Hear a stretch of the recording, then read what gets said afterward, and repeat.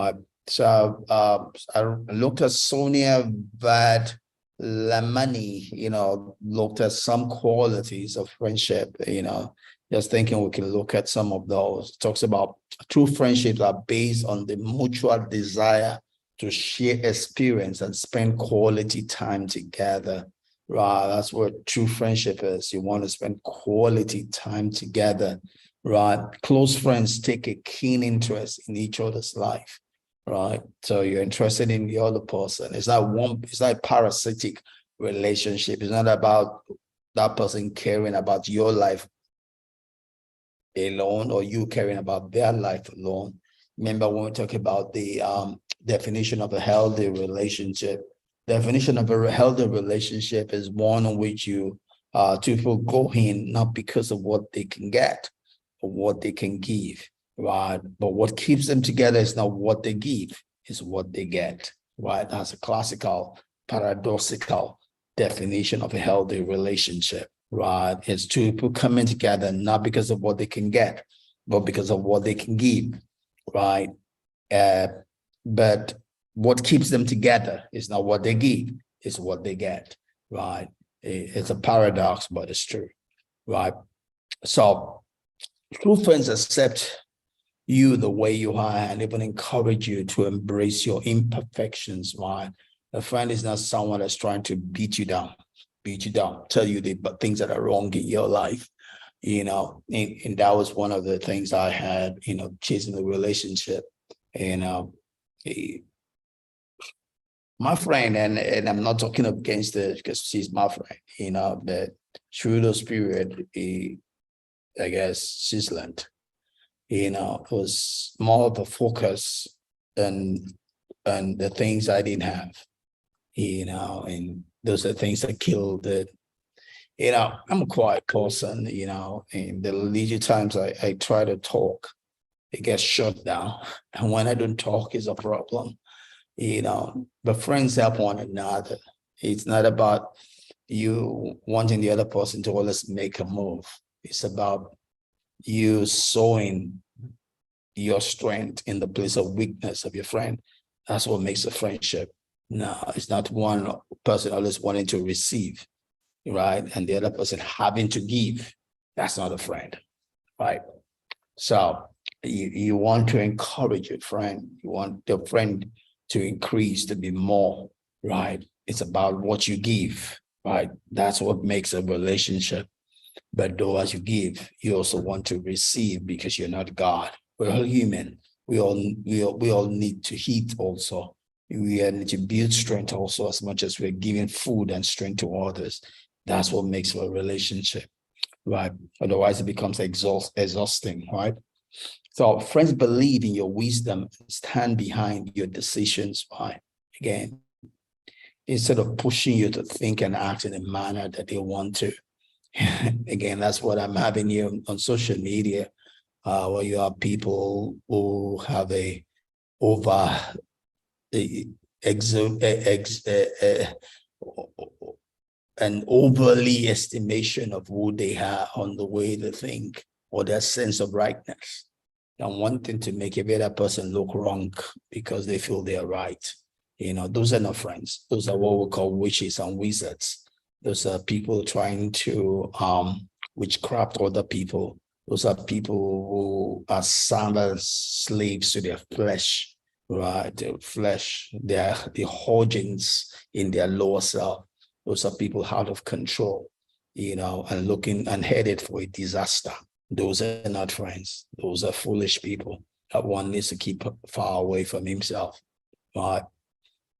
So looking at more qualities here put together by Sonia. So good friends show up for tough times, right?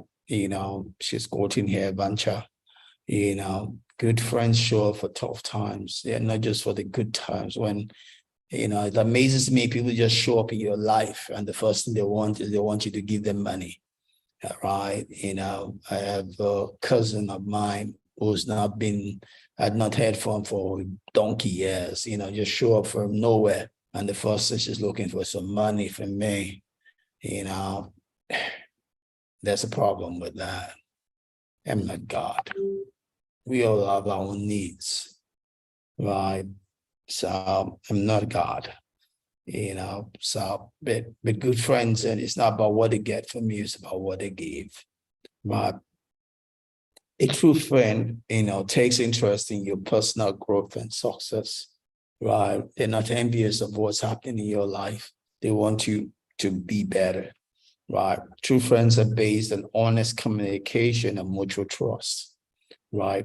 So it's the honesty, right, in communicating and talking, in bearing one's mind, I remember my time in my whole church, and we're trying to do a Bible study, do a series. And I came with a sincere heart to move that forward. But there were a few people that felt I was trying to take over the whole group. And instead of them telling me exactly what the problem was, it was the attitude they were showing. Unfortunately, at this meeting I'm thinking about here, I had an important occasion to go, which I told the whole group, I had an important function, and I asked them if they could move the time for me, and they did. But there were a few people that were not happy about that. They probably thought I was having too much control over others and were bent on frustrating that meeting, And those are supposed to be my friends. No, they're not. They're not. They got something else in the back of their mind. That's not how friends relate, right? So an easy way to identify a true friend is to gauge how you feel when you spend time with that person. Does the person fill you up or drain you? A friend fills you up or drain you. If you're around someone that drains you, that person is not a friend. When you're with a friend, you feel full, you feel brightened, freshened up. That is a friend. If you're in the presence of someone and all you ever do or get is that you get drained, that is not a friend. That's a fool. That's not a friend. It might not be a fool, but it's not someone you want to stay close with. You want to stay close with people that fill your tank, people that increase you. That is a friend. The opposite is not a friend. And probably that goes to what Bethany says. It says, I don't let anyone into my bubble who dulls my sparkle because of their own insecurities, fears, and anxieties, and neither should you, right? You don't want people that are going to decrease you, suck you dry.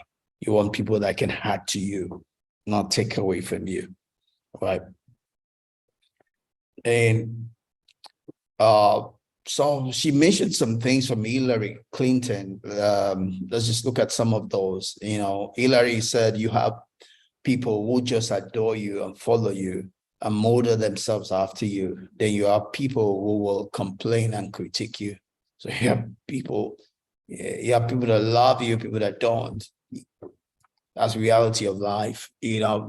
My Houston pastor, Joel Austin, would say that there are three kinds of people: people that want you to succeed, people that don't want you to succeed, and people that couldn't be bothered. So there are all of those type of people. They exist. No matter what you do, no matter who you are, they exist. So it's up to you to focus your energy around what adds to you, right? So you can get pushed to the extreme. You can't believe all the adulation and the best. People want to push you. You certainly should not buy into all the negativities. So yeah, you control the people around you. So you have to. Last one here. It says you have to chart your own course, because at the end of the day, that's all you can do. You have to be the master of your destiny, the captain of your soul. Master of your destiny, the captain of your soul. Don't let people push you to where you don't want to go. They were looking to crown Jesus because he had given them bread. But Jesus knew who man was, so he did not commit himself to them. Don't listen to the cry of people, because the same people who want to make you king one day will be the same people crying, crucify him the next day. You'll be the master of your destiny. You'll be the captain of your soul, right? And just be who you are, for better, for worse, good times and bad. And the people you get will get you, and they'll know that you are an imperfect human being. Just be you. Just be you. We're all human. None of us is God, right? On to the last slide, and Hillary says, do the best you can to get through the day, to be fair and good to people around you. Because at the end of it, you've got to be happy and satisfied with yourself. Don't lose you in the middle of life. Don't lose you. Right? Don't lose you. Don't be someone different from who you are because you're trying to please people. I'm done pleasing people. I couldn't be bothered. And probably see people are seeing that more with the social media thing. People will come and say, hey, I used to respect you, witches. They want to control you. I used to respect you. Oh, yeah, good Christian. They're looking for people to control. Wow, don't lose yourself. Those are people with bad intent, bad energy, toxic people wanting to kill you. Know who you are, stay on track, be yourself. Right? Don't believe all the love and all the hype. Your circle should be made of people who understand you, and you them. Everyone else is a window dressing.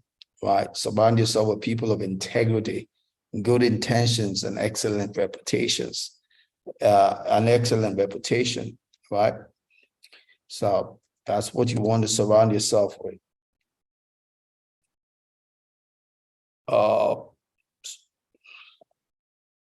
So